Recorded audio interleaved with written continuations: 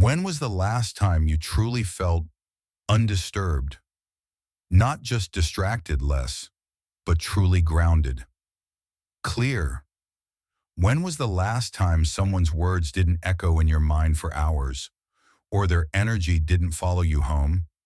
If you've ever felt like the world is pulling you in too many directions, if conversations drain you, online outrage exhausts you, or someone's presence seems to shrink your sense of self, you're not alone. In today's reactive world, energy is one of the most precious things you own. And the truth is, you can't protect what you haven't learned to guard.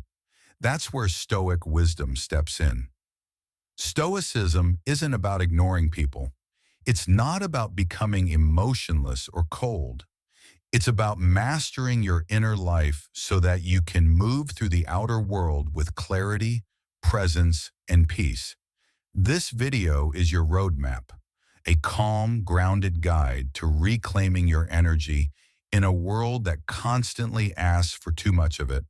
And to make it easy to follow, we'll walk through this journey in three powerful themes: emotional boundaries, how to recognize when someone's energy is no longer yours to carry, and how to say no without guilt, disengagement with grace, the art of choosing silence, walking away, and preserving peace without becoming passive restoration and rituals, how to refill your inner tank with daily practices that bring you back to yourself. These aren't just tips, they're transformations, small shifts in mindset and action that build an invisible shield, strong, not cold, firm, but still compassionate. So if you've been feeling scattered, reactive, or emotionally pulled into things that don't serve you, take a deep breath. This is your space now. Let's begin the journey of protecting your energy, one choice, one boundary, one quiet moment at a time. Let's begin with the foundation, drawing the line where your peace begins. Chapter 1. Drawing the line. Building emotional boundaries. Part 1. Guard your peace. Like sacred ground. Let me ask you a gentle but powerful question. How well are you guarding your peace? In today's world, it's easy to forget just how sacred your inner silence is. We live in a culture that constantly demands your attention. Notifications, obligations, small talk, family stress, social media noise. Every minute, something or someone is pulling at you. And if you're not careful, you'll wake up one day emotionally exhausted, mentally scattered, and unsure why you feel so disconnected from yourself. But here's the truth. Inner silence is not just a luxury, it's a source of power. In a world addicted to noise, stillness becomes a radical act.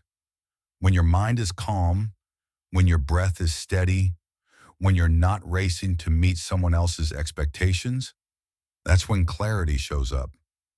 That's when wisdom speaks. That's when you're finally able to hear your own soul again. The Stoics believe that peace is not passive. It's not just the absence of chaos. It's the active protection of your inner world. It's choosing what you let in, and just as importantly, what you keep out.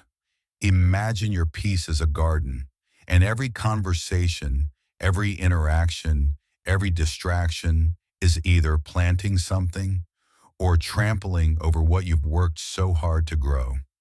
Some people show up and bring sunshine, warmth, kindness, clarity. Others, they come in with muddy boots, gossiping, complaining, unloading emotional baggage, draining your mental soil. Here's the tough part. Many of us were raised to believe that being a good person means always being available, always listening, always saying yes, even when it hurts. But that's not kindness. That's self-neglect in disguise. The Stoic perspective is clear. Peace is not something you offer up like free samples at a supermarket. It's sacred ground. And sacred ground must be protected with care, not guilt. So what does that protection actually look like in real life? It's pausing before you reply to a message that already feels heavy. It's noticing how certain people leave you feeling scattered instead of supported. It's learning to walk away, not with anger, but with intention. And above all, it's recognizing that not everyone deserves access to your mind. Just because someone wants your attention doesn't mean they're entitled to it. You don't need to yell to defend your peace. You don't need to justify your boundaries. You just need to stop handing over your energy to those who treat it like it's disposable. Think about it. What if you guarded your peace the way you protect something truly rare? Because it is. What would change if your time, your mental clarity, your calm were treated as precious instead of automatic? That's the shift. From over-explaining to simply saying not today, from emotional openness to emotional discernment, from people-pleasing to soul-keeping. So here's a reflection for you. If your mind is a sacred garden, who or what have you been letting trample through it, and why? And more importantly, are you ready to start tending it like it matters? Because it does. And when you guard your peace like sacred ground, you don't just protect your energy. You begin to reclaim your power quietly, intentionally, and unapologetically. But sometimes the battle for your peace isn't loud. It's emotional. And not every fight is worth showing up for. Once we recognize who's draining us, the next step is learning how to protect our emotional boundaries without guilt, without drama. Part 2, don't attend every emotional battle. Have you ever felt like you had to respond to everything? Every passive-aggressive comment, every offhand insult, every subtle jab wrapped in politeness, as if saying nothing means you're weak, as if walking away means you've lost. But here's something worth remembering, something the Stoics understood long before modern psychology caught up. Not every emotional invitation deserves your RSVP. In life, people will bait you, sometimes with anger, sometimes with guilt, sometimes with carefully crafted words designed to get a rise out of you. And the moment you take the bait, they win. Not because they're right, not because they're stronger, but because they've pulled you out of alignment and into their chaos. You see, some people don't want peace. They want attention. They don't want understanding. They want control. And the fastest way they take it? By making you react. But what if you didn't? What if the next time someone tried to provoke you, you didn't step in? You didn't defend, explain, justify. You just stayed still. That's not weakness. That's wisdom. One of my favorite Stoic reminders comes from Epictetus. If someone succeeds in provoking you, realize that your mind is complicit in the provocation. That's hard to hear, but powerful, because it reminds us emotional drama doesn't pull us in against our will. We walk into it, often unconsciously. But once you realize this, you can choose differently. You can observe without absorbing. You can witness someone's meltdown without making it your mission to fix it, or worse, match it. You can let their storm pass without stepping into it. That's emotional maturity. That's the quiet strength of restraint. And let's be honest, in a world that rewards outrage, restraint feels revolutionary. So how do you do this in real life? Let's say a coworker says something condescending. The old you might have shot back, defended yourself, replayed the comment all day. But now you pause, you breathe, you remind yourself this isn't worth my peace. Or maybe a family member keeps guilt-tripping you for setting boundaries. Instead of over-explaining, you let silence speak for you. You don't have to fight to prove your value to someone who's committed to misunderstanding it. This isn't about being passive. It's about being strategic. It's about knowing that not every conflict deserves your presence. Here's a metaphor I love. Think of drama like a punch. Most people instinctively punch back, but a stoic, they step aside. They don't engage unless there's purpose. And ego is not purpose. Let that sink in. Proving yourself is not a life mission. You don't need to convince people of your worth. You don't need to win battles that aren't even worth showing up to. So here's your quiet power move. The next time you feel your heart rate spike, your breath quicken, your fists clench, pause. Ask yourself, is this worth my peace? Or is it just familiar chaos I've mistaken for meaning? Because at the end of the day, no one refunds you for the energy you waste arguing with people who aren't listening, but you will pay for it in clarity, in mood, in sleep. The real power isn't in having the last word. It's in knowing you don't need to. That's not avoidance. That's mastery. And sometimes the most powerful move is no move at all. Now that we've explored the emotional boundaries we need to protect, let's dive into how to disengage without guilt or defensiveness. Part 3, say no and don't explain it. There's a quiet kind of power in saying no, not the loud, defensive kind that shouts or slams doors, but the steady, grounded kind. The kind that comes from knowing yourself, from protecting your energy, and from realizing you don't owe anyone a detailed explanation for choosing your peace. For many of us, though, saying no feels like a betrayal. We were taught that good people are agreeable, that being kind means being available, that to be liked, we have to say yes, even when we're exhausted, overwhelmed, or simply not aligned. But here's the truth, no one teaches you growing up. Every yes that comes from guilt is a no to your own well-being. And over time, that matters. It adds up. It chips away at your integrity, your clarity, and your ability to live a life that's truly yours. Let me ask you, how many things have you said yes to lately just because it was easier than saying no? The event you didn't want to attend, the favor that drained your weekend, the phone call you answered even when your spirit was begging for rest. Each of those moments might seem small, but together, they become a pattern. And that pattern starts to shape your identity, not as someone living with intention, but as someone living by obligation. The Stoics would remind us, virtue isn't just in what we do for others, it's also in what we protect within ourselves. Seneca wrote about the value of our time, urging us to guard it like we would our money. But how often do we give our attention, our presence, our mental bandwidth away like it's free? Here's the shift. Saying no doesn't make you rude. It makes you responsible for your own life. You don't need a 5-paragraph essay. You don't have to justify your calendar. No, I won't be able to. No, I need that time for myself. That's enough.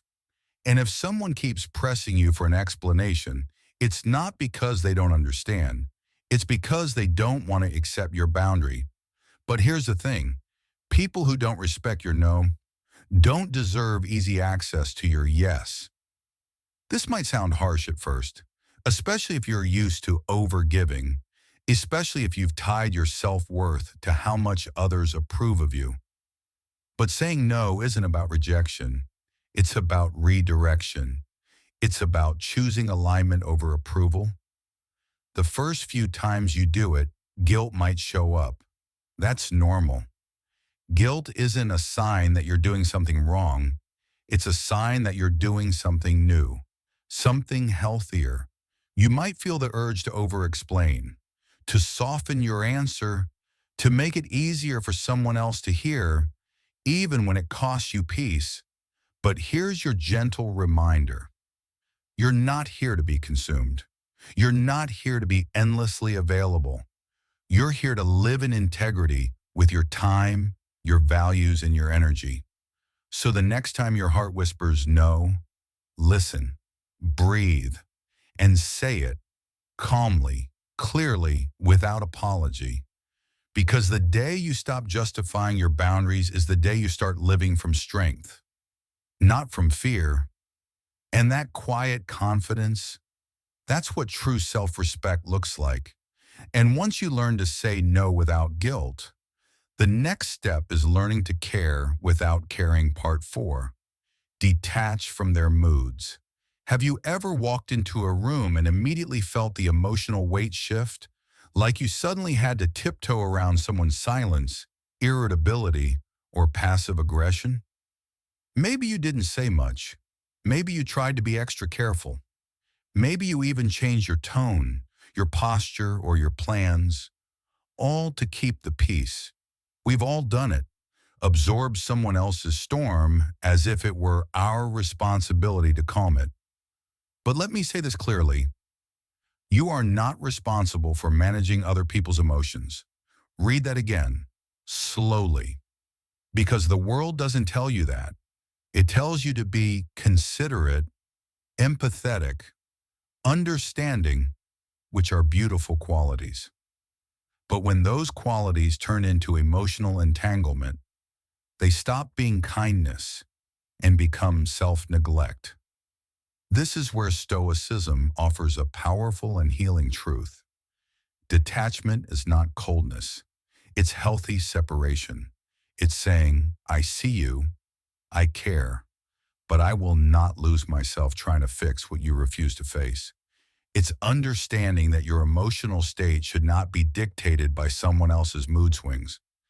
We've been conditioned, especially those of us who tend to be the peacemakers, to adjust ourselves so others don't explode, to become smaller so someone else can feel stable, to carry burdens that were never ours to begin with. But let me ask you, how many times have you lost your sense of self trying to hold someone else together? How many days have you left a conversation feeling drained, anxious, or quietly resentful because their emotional weather became your atmosphere? You can love someone deeply and still not absorb their chaos. You can support someone fully and still hold the line. You can say, I'm here for you, without making their crisis your identity. And yes, at first, people might call you insensitive. They might say, you've changed. But what they really mean is, you're no longer abandoning yourself for my comfort. That's not cruelty. That's clarity. Here's a gentle shift. Start treating emotional detachment like a boundary, not a wall, but a filter. It allows you to be present without being pulled in, to listen without absorbing, to witness pain without drowning in it. You can picture it like this. Their storm is theirs. It's raining in their world. You can offer them an umbrella, but you don't have to stand there getting soaked. The Stoics never told us to be indifferent. They taught us to remain centered, to stay rooted in our principles even when the world, or the people we love, are in emotional chaos. One simple, powerful practice is this. When you feel someone else's mood trying to invade your peace, pause and ask, is this mine to carry, or am I just reacting out of habit? That pause, that breath, that question is everything. Because emotional maturity doesn't mean being unaffected. It means being aware. It means saying, I can care without carrying. And when guilt shows up, and it will, remind yourself you're not abandoning them. You're returning to you, because a detachment in its purest form is not withdrawal. It's presence with boundaries. It's love with discernment. It's compassion with self-respect. And that's how you protect your energy, not by shutting down, but by staying open without getting swallowed whole. And once you've mastered the art of disengaging, the next step is restoring your inner calm through intentional rituals and conscious choices. After setting boundaries, we must also learn the quiet art of disengagement, how to step back without hostility and reclaim our center. Chapter 2. Disengaging with Grace, Choosing Calm Over Chaos. Part 5. Recognize energy vampires and walk away silently. Let's talk about something that's subtle, but draining. It's not always loud. It doesn't always show up in obvious conflict, but you feel it in your body, in your mind, in your spirit, the weight of being around someone who quietly consumes your energy. These people aren't always toxic in the way we're taught to recognize. They don't yell. They don't insult you directly. In fact, they often seem polite, friendly, maybe even helpless. But somehow after every conversation with them, you walk away feeling heavy, tired, mentally cluttered, disconnected from yourself. That's not an accident. That's a signal. The Stoics taught us to pay attention not just to the words people say, but to the effect they have on our inner state. Because here's the hard truth. Not all harm is loud.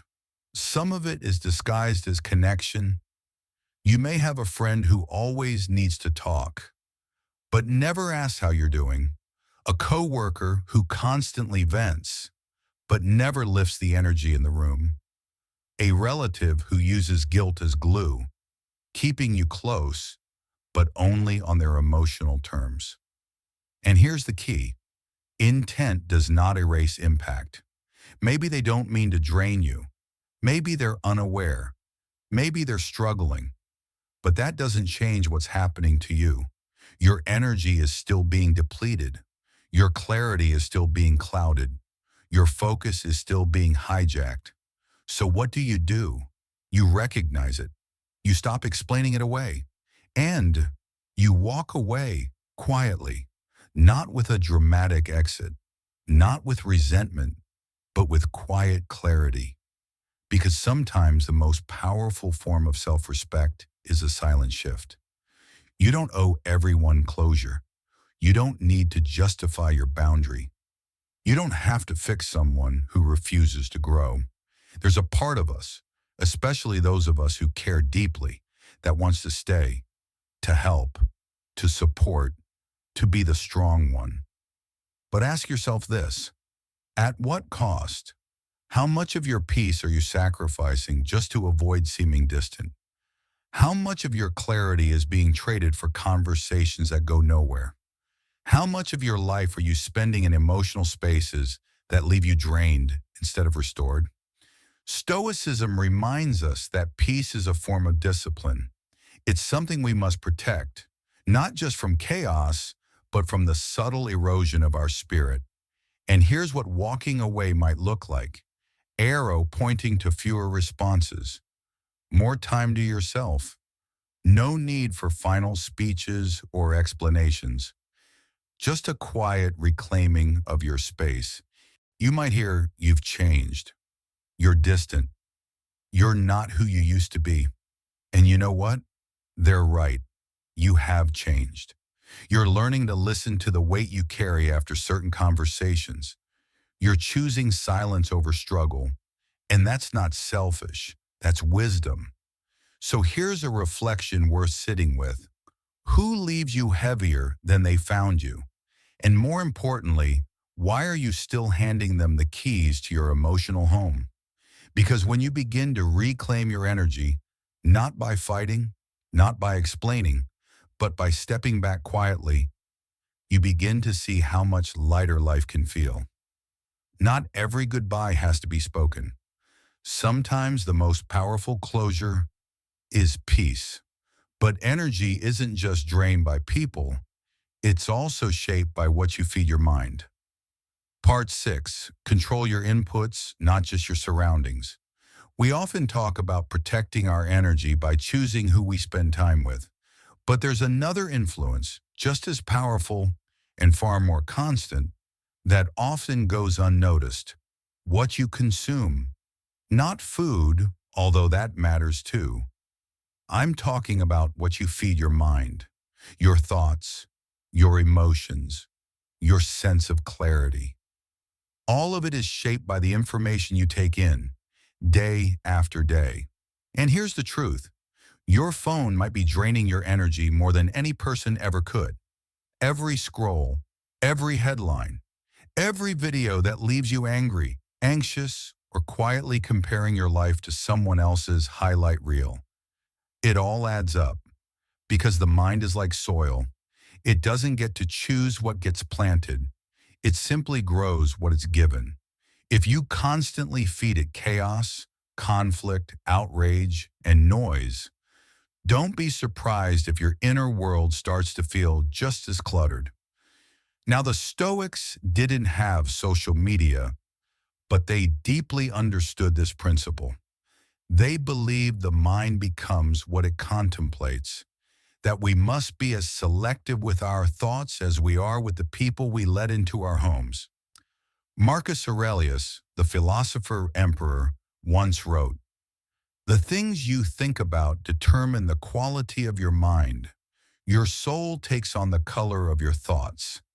That's not just poetic, it's practical. If your mental space feels overwhelmed, cloudy, or restless, take a look at your digital diet. What are you watching first thing in the morning? What voices are you allowing into your head before bed? Is your news feed making you wiser or just more worried? The goal isn't to live in ignorance, it's to live in intention. So here's a gentle practice. Just like you'd clean your kitchen or declutter your room, take time to curate your inputs. Unfollow accounts that trigger insecurity or outrage. Limit exposure to 24/7 crisis news. Replace reactive scrolling with conscious reading, journaling, or even silence. And ask yourself regularly, is this helping me grow or just keeping me stuck in mental noise? You see, protecting your peace isn't just about setting boundaries with people. It's about setting boundaries with content, because everything you consume either adds to your clarity or takes from it. We live in a world that profits off your attention, but your job is to reclaim it and direct it toward things that align with your values, not just your impulses. And no, it's not always easy. Breaking free from overstimulation can feel uncomfortable at first. You might feel out of the loop.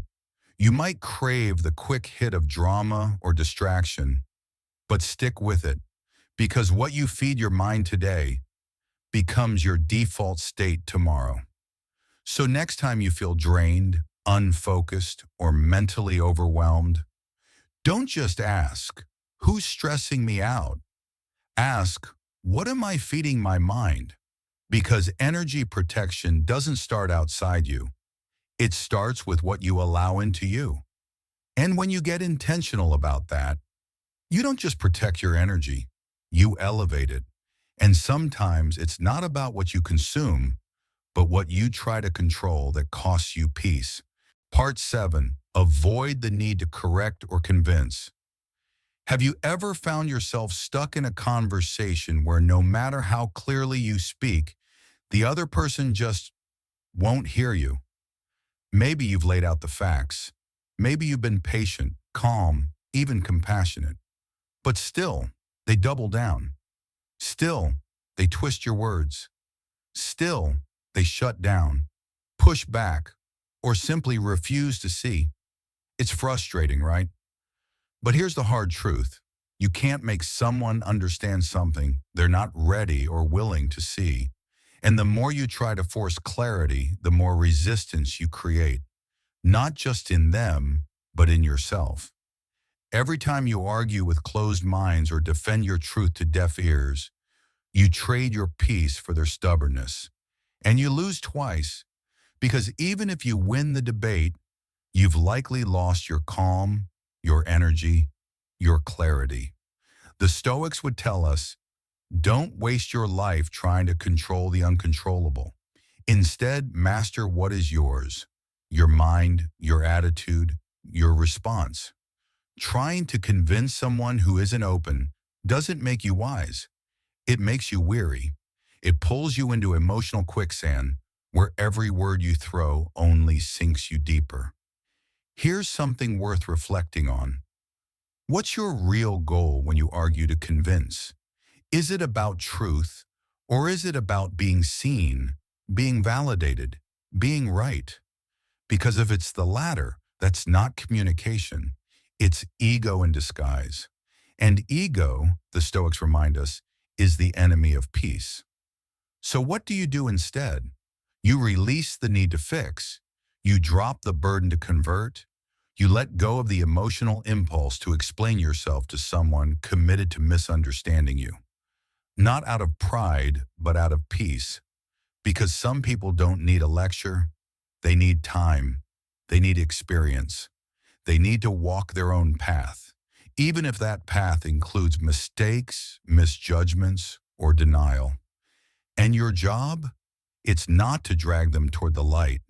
It's to stay lit, to be the example, not the enforcer, to show the strength of your beliefs through your actions, not your arguments, to conserve your energy for things that actually grow you. Let me ask you something. How many hours have you spent in battles of opinion that left you emotionally exhausted and spiritually unchanged? What if that time was spent learning, healing, building, creating? That's the shift. From convincing to conserving. From forcing to focusing. Because when you stop needing others to agree with you in order to feel secure, you unlock a deeper form of power. Inner authority. You know what you believe. You know what's right for you.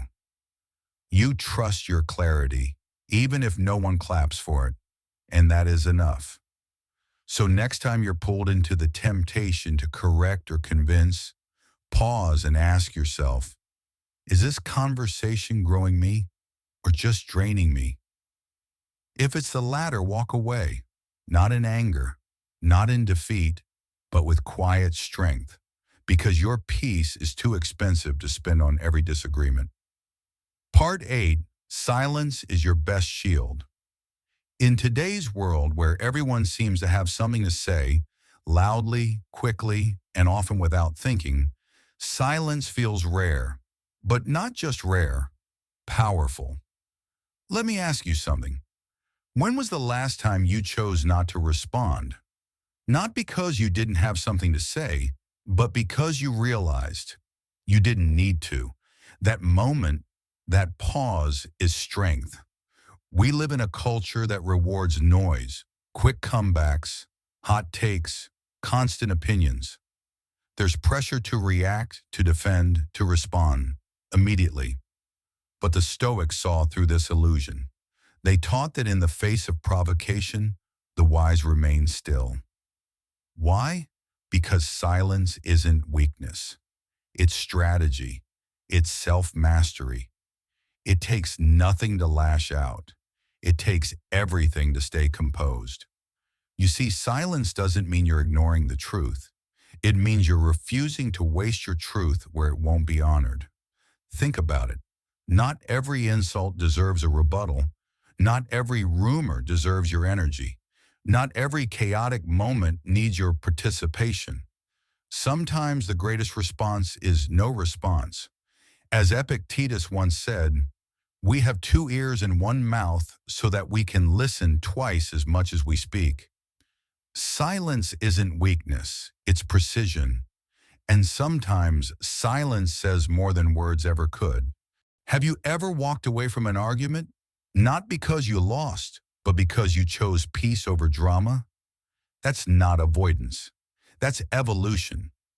Because here's the thing, your energy is limited, and every reaction costs you something. Your calm, your clarity, your focus. Silence is how you protect that.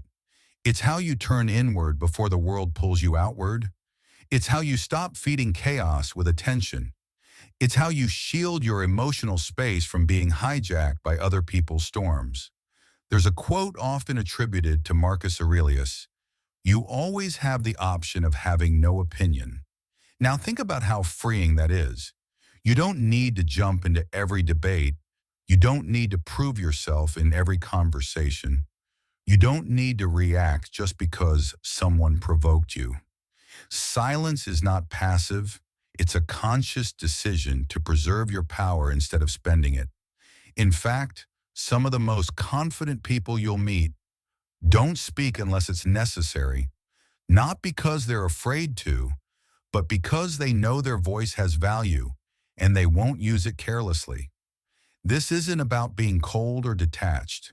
It's about being centered, grounded, aligned with your inner calm, regardless of how noisy the outside world becomes. And here's a gentle reminder. You don't owe anyone immediate access to your thoughts. You don't have to explain your silence. You don't need to fill every space with sound to prove your presence. Sometimes your stillness will confuse people. They'll expect you to react, to explain, to explode. But when you don't, you show them a different kind of power, the power of self-control. So next time life tempts you to react, pause, take a breath, and remember, you're not obligated to engage in every battle just because someone throws a sword at your feet. Let silence speak for you, because in a reactive world, your calm is a revolution. Silence helps you conserve energy. But what about protecting your emotional temperature in chaotic spaces? And once we've cleared space from what drains us, it's time to refill intentionally. Let's talk about the rituals that restore your inner calm. Chapter 3, Coming Home, Restoring Your Inner Peace. Part 9, Keep Your Emotional Thermostat Internal. Let me ask you a simple but powerful question. Who controls your emotional climate truly? Is it the person who cuts you off in traffic? The coworker who always seems irritated? The partner who's having a bad day? Again? Or is it you? In a world where emotions bounce off walls like echoes in a canyon, it's easy to let other people's moods set the temperature of our inner world. One minute you're calm, and the next someone's negativity hijacks your peace. But here's the truth. You're not a mirror. You're not here to reflect everyone's chaos. You are the thermostat, not the thermometer. And that's a crucial difference. A thermometer simply reacts to whatever is around it. It rises when things get hot. It drops when things go cold. It has no say, just automatic reaction. But a thermostat? A thermostat sets the tone. It maintains consistency. It influences the space without being dictated by it. That's emotional maturity. That's Stoic strength. Marcus Aurelius, the Roman emperor and philosopher, once reminded himself, "You have power over your mind, not outside events. Realize this, and you will find strength." So the next time someone enters the room with tension, anxiety, or frustration, ask yourself, do I want to match their mood or maintain my peace? Because let's be honest, reaction is easy. It's instinctual. Someone's cold to you and you get defensive. Someone's rude and you snap back. But that's not strength. That's reactivity. True strength is responding instead of reacting. Choosing your mood instead of absorbing someone else's. Remaining centered when everything around you spins. It doesn't mean you're cold. It doesn't mean you don't care. It means you've developed an internal steadiness, one that's not so easily shaken by external noise. And that's what people often misunderstand. Emotional detachment isn't numbness. It's wisdom. It's knowing that not every wave deserves your boat to rock. I want you to imagine this. You walk into a room filled with stress and complaints, but instead of shrinking into that energy, you stay grounded, you breathe deeper, you stay kind without being pulled in. You become the calm in the storm. That's not luck. That's practice. It's emotional leadership. And it begins by deciding daily, deliberately, that your emotional thermostat stays in your hands. So here's something to reflect on today. What situations or who tend to hijack your inner climate? And more importantly, what would it feel like to no longer hand them that power? Because once you stop letting other people control your inner weather, you'll realize something beautiful. You don't need a peaceful room to feel peace. You just need to be the one who brings it. And that is when your energy becomes unshakable. And in order to protect anything, you need to refill it. That's where rituals come in. Part 10, create sacred routines. That refill, you let me ask you a gentle but important question. How do you refill yourself? Not distract, not numb, not escape, but truly, deeply replenish. You see, it's nearly impossible to protect your energy if you never take the time to restore it. We often talk about boundaries, about saying no, walking away, or shielding our peace from negativity. And yes, that's crucial. But what about the other side of the equation? Protection without restoration is like guarding an empty well. The Stoics knew this. They didn't just train their minds for battle, they also cultivated habits of stillness, clarity, and internal alignment. Marcus Aurelius, the most powerful man of his time, made journaling a daily ritual, not to impress, but to reflect. Seneca carved out quiet mornings for contemplation, not because life was easy, but because it was noisy. They understood something many of us forget. You cannot pour from an empty cup. So let me ask again, what fills yours? Maybe it's 10 minutes with your thoughts and a warm cup of coffee before the world wakes up. Maybe it's walking through nature without headphones, just the sound of your breath and your footsteps. Maybe it's lighting a candle, sitting still, and letting silence speak. These aren't luxuries, they're lifelines, and they are sacred. Sacred routines aren't grand or complicated. They're simple acts that you do on purpose with full awareness that your energy matters and it deserves care. And let's be honest, modern life doesn't invite this naturally. We're bombarded with news, noise, opinions, obligations. It's so easy to fall into reaction mode and forget that presence is something you must choose daily. But when you start treating your routines as rituals, something shifts. Your morning journal becomes more than a to-do list. It becomes a mirror for your soul. Your quiet walk becomes more than exercise. It becomes returning home to yourself. Even 5 minutes of mindful breathing becomes a form of quiet rebellion against a world that glorifies exhaustion. And here's what's beautiful. When you refill intentionally, you no longer need to guard your peace with force, because you'll be carrying it from the inside. You'll walk into difficult situations with more clarity. You'll interact with difficult people without losing your center. You'll be able to give, not from depletion, but from overflow. That's real resilience, not toughness, not suppression, but the strength that comes from being grounded and nourished. So here's a question to take with you today. What's one small ritual you can reclaim, not for productivity, but for peace? One moment in your day that exists not to achieve, but simply to be, because your energy is not endless, but it is renewable.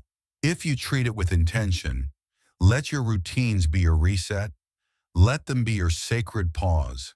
Let them be the quiet armor that strengthens your spirit long before the world tries to shake it.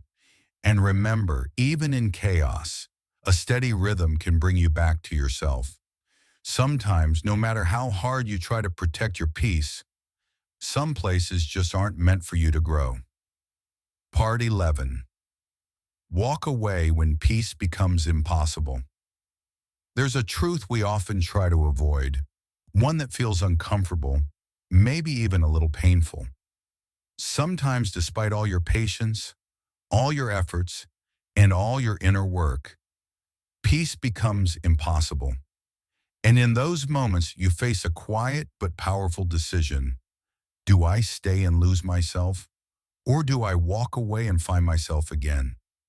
We grow up thinking that walking away is quitting, that stepping back means giving up. But here's a gentler truth. Walking away when peace is no longer possible is not failure. It's self-respect. You can pour all your heart into a relationship, a friendship, a space that once felt like home. But if that space now only brings you anxiety, self-doubt, or emotional erosion, staying is not strength. It's self-abandonment. The Stoics didn't believe in chasing harmony at the expense of your soul. They believed in alignment, in knowing when your presence is no longer welcome, or worse, no longer valued, and having the courage to choose your own well-being without resentment or rage. Marcus Aurelius once reminded himself, the tranquility that comes when you stop caring what they say or think or do. Only what you do. And what you do matters. The way you care for your peace matters. Sometimes it means holding your ground. Other times it means leaving the battlefield altogether. Let me say this clearly. You're allowed to outgrow dynamics that no longer support your spirit.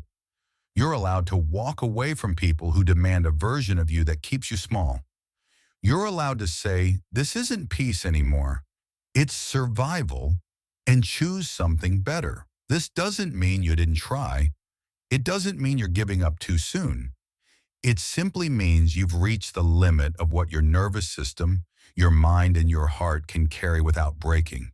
And from that place of awareness, you get to reclaim your energy, your voice, your space. Growth often begins in the leaving, in the quiet decision to choose clarity over chaos, stillness over noise, self-trust over external validation. You don't owe the world your presence if it comes at the cost of your peace. You don't have to explain your exit to those who never saw your quiet suffering. And you don't need a dramatic farewell to walk into the next chapter with grace. So here's the gentle reminder I'll leave you with today. Walking away isn't weakness. It's wisdom. It means your inner world has become more important than external approval. It means you're ready to stop surviving and start living. Because real peace, it's not something you beg for. It's something you protect. And sometimes protecting it means walking away, softly, firmly, and without apology. And as Seneca reminds us, as is a tale, so is life. Not how long it is, but how good it is. Let the quality of your energy, not its exhaustion, be what defines your days. Your peace is your power. So now we've walked through 11 powerful ways to protect your energy. Some were firm, like setting boundaries or walking away. Some were quiet, like choosing silence or creating rituals that restore your inner calm. But all of them point back to one truth. Your peace is your responsibility. And more than that, it's your birthright. We live in a world that constantly pulls at your attention, that wants your reactions, your explanations, your time. But here's what the Stoics knew, and what we must remember. Not everyone earns the right to access your energy. Epictetus once said, "It's not what happens to you, but how you react to it that matters." And that's the heart of it. You may not control every situation, but you can always choose your inner response. So let me ask you gently, what have you been carrying that no longer belongs to you? Is it a grudge that drains your mornings? A conversation you keep rehearsing in your head? The weight of someone else's expectations? You don't have to carry it anymore. You can protect your energy not by building walls, but by coming home to yourself, by reclaiming your breath, your time, your stillness, even when the world is spinning. Because the goal isn't to win every battle, it's to walk away whole. And sometimes the most radical act of self-respect isn't defending yourself, it's preserving yourself. So as we close, let this be your final reminder. Every time you choose peace over chaos, boundaries over burnout, clarity over conflict, you're not being cold. You're coming home to yourself. If you found strength in these Stoic lessons, consider subscribing so you never forget the quiet power that already lives inside you. Until next time, stay centered, stay clear, and protect your energy like the treasure it is. If this video brought you a moment of clarity, consider liking and subscribing. It helps us bring more calm to more lives. If these insights helped you realign, hit subscribe and stay on the Stoic path.